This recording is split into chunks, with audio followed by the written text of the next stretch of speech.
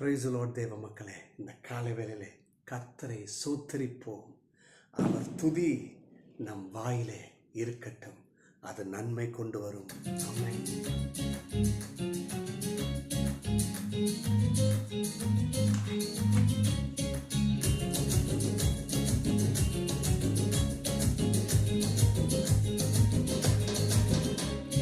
கர்த்தர் செய்த நன்மையாவும் எண்ணி முழுமனதை சுத்தரிப்பேனா. என் கர்த்தர் செய்த நன்மையாவும் எண்ணி முழுமனதை சொத்தரிப்பேனா. ஆராய்ந்து முடியாத அதிசயங்கள் செய்தவரை முழுமனதை சொத்தரிப்பேனா. ஆராய்ந்து முடியாத அதிசயங்கள் செய்தீரே முழுமனதாய் சொத்தரிப்பேன் நான். கரங்களை உயர்த்தி சொத்தரிப்பேன் நான், சொத்தரிப்பேன் நான், முழுமனதாய் சொத்தரிப்பேன் நான். சொத்தரிப்பேன் நான், சொத்தரிப்பேன் நான், முழுமனதாய் சொத்தரிப்பேன் நான். எண்ணில்லா நன்மைகள் என் வாழ்வில் செய்தீரே முழுமனதாய் சொத்தரிப்பேன் நான். எண்ணில்லா நன்மைகள் என் வாழ்வில் செய்தீரே முழுமனதாய் சொத்தரிப்பேன் நான். ஆமென்.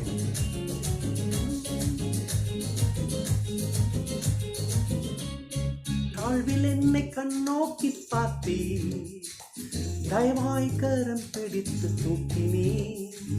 தாழ்வில் என்னை கண்ணோக்கி பார்த்தீ, தயவாய் கரம் பிடித்து தூக்கினே.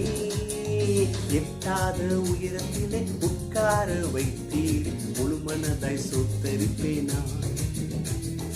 எட்டாத உயரத்திலே உட்கார வைத்தீரே முழுமனதாய் சொத்தரிப்பேனா.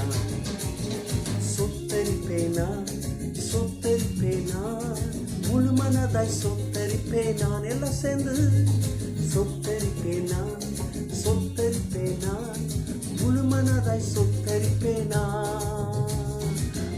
எல்லா நன்மைகள் என் வாழ்வில் செய்தீர் முழுமனதாய் சொத்தரிப்பேனா. எல்லா நன்மைகள் என் வாழ்வில் செய்தீர் முழுமனதாய் சொத்தரிப்பேனா. ஆம் இயேசுவே, முழு மனதோடு கூட உம்மை சொத்தரிப்பேன்.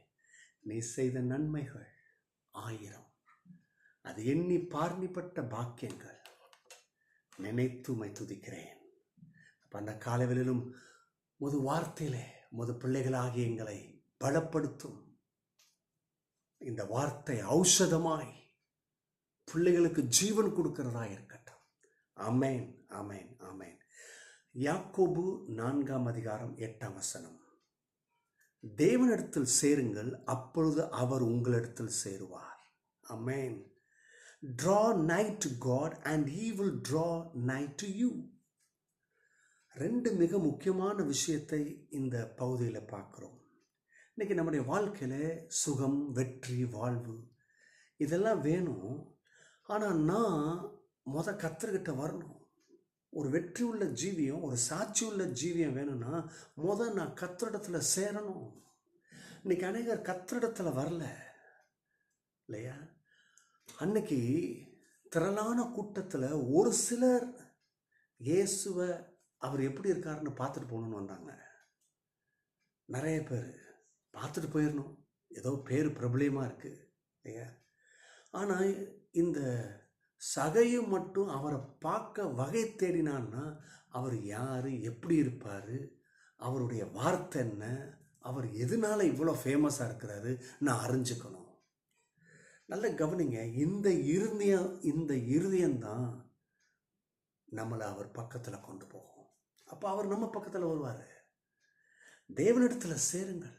இன்னைக்கு எத்தனை பேர் கர்த்தரை பற்றி தெரியும், நல்ல சபைக்குனா போகிறீங்க. ஆனால் ஒரு கேள்வி, நீங்கள் தேவனிடத்தில் அருகில் வந்திருக்கிறீங்களா? தேவனிடத்தில் இருக்கிறீங்களா?